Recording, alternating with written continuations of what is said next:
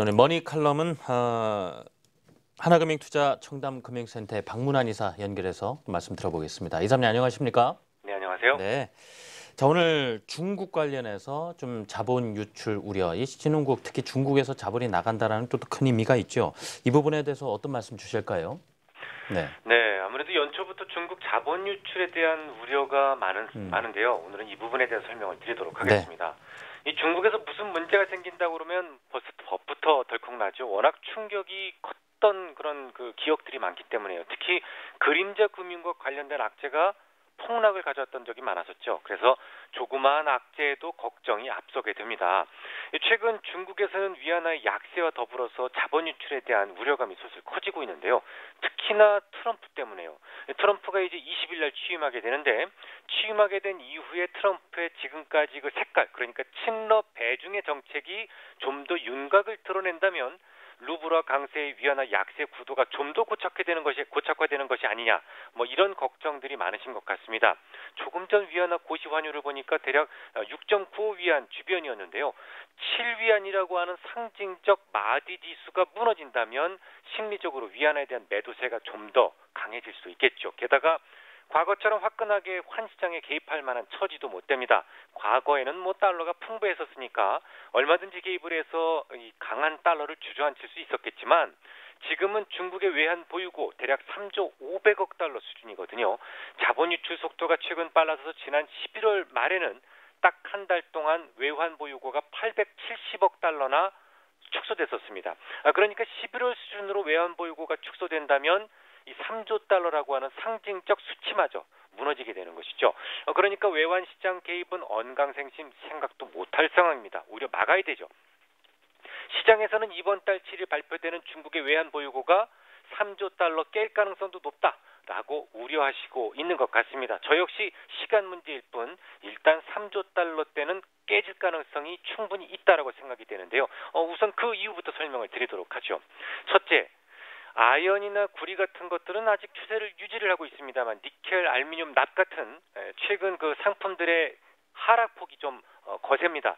지금까지 좀 상승을 했었는데요. 이 상승폭을 거의 다 내준 상품도 있습니다. 이 국제 상품 시장에서 두드러지게 약세 흐름을 보이고 있다는 것은 시장에서 중국 시장에 대한 경계감을 드러내고 있는 것으로 해석합니다. 아무래도 이 중국 그러면 상품 시장에 대한 그런 상징성이 높기 때문이죠. 두 번째, 역내 환율과 역외 환율 간의 스프레드를 보면 점차 좁혀질 생각조차 보여주지 않고 있는데요. 역시 위안화에 대한 추가 약세 기대치가 외환시장에 강하게 작용하고 있다는 것을 의미합니다. 세 번째, 중국은 전통적으로 연초에 달러 환전이 집중되는 경향이 있어 왔습니다. 이렇게 세 가지 이유로 인해서 3조 달러 외환 보유고는 지금 당장이 아니더라도 이번 1월 7일이 아니더라도 결국은 한 번 정도 깰 가능성이 높다 이렇게 판단을 하고 있습니다. 하지만 설령 3조 달러가 깨진다고 하더라도 그것을 위기 상황까지 비약해서 해석할 필요는 없다고 생각을 하는데요. 그 이유를 설명드리도록 하겠습니다. 첫째, 현재 진행되고 있는 위안화 약세가요. 이게 중국 시장의 위기를 반영한 흐름이 아니다라는 것이죠. 위안화는 그동안 선강퉁이다 아니면 무슨 SDR 편입이다 이런 위안화 자체적인 호재가 많았었기 때문에 어느 정도 고평가된 상황이었습니다. 여기에서 최근 들어서 달러가 갑작스럽게 강세를 보이는 바람에 그 영향이 겹쳐져서 다른 이머징 화폐들보다도 조금 더 빠르게 약세를 보였던 것이죠.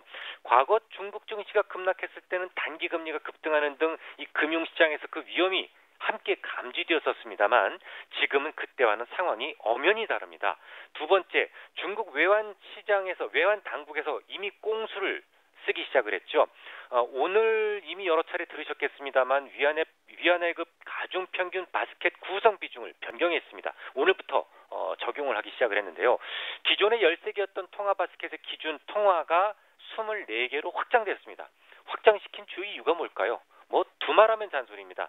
달러화에 대한 비중을 줄여서 달러의 영향권에서 좀 더 비껴가자라는 의도가 담겨 있습니다.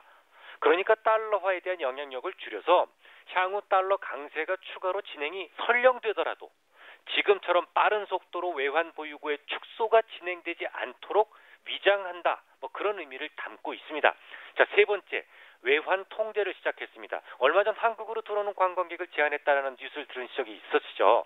물론 사드를 전면에 내수긴 했습니다. 하지만 그것은 명분일 뿐 실질적으로 외환 통제에 나설 수밖에 없는 상황에서 나온 고육지책이었을 가능성도 전혀 배제할 수 없습니다. 결론을 말씀을 드리죠. 1월 7일 드러나게 될 중국 외환 보유고는 가중 평균 바스켓의 작용으로 인해서 3조 위안을 가까스로 지켜줄 것 같습니다. 저는 그렇게 될 가능성이 높다고 보고 있습니다. 물론 그와는 무관하게 단지 외환 보유고가 3조 달러와 무척 가까워졌다라는 것만으로도 자본 유출에 대한 우려감은 커질 수 있습니다. 그 때문에 중국 시장이 한때 흔들릴 가능성은 있습니다. 하지만 현재 중국의 외환 보유고 감소는 위기를 반영한 흐름이 아닙니다. 정상적 흐름이기 때문에 그 우려감은 단기적 악재로 마감될 가능성이 높다라고 생각하고 있습니다. 네. 외환 보유고가 축소되는 어떤 우려감에 대해서는 뭐 정상적인 흐름이기 때문에 그리 걱정할 필요 없다. 단기 악재에 불과하다. 말씀을 주셨습니다. 자, 하나금융투자청담금융센터의 박문환 이사였습니다. 이사님 오늘도 잘 들었습니다. 감사합니다.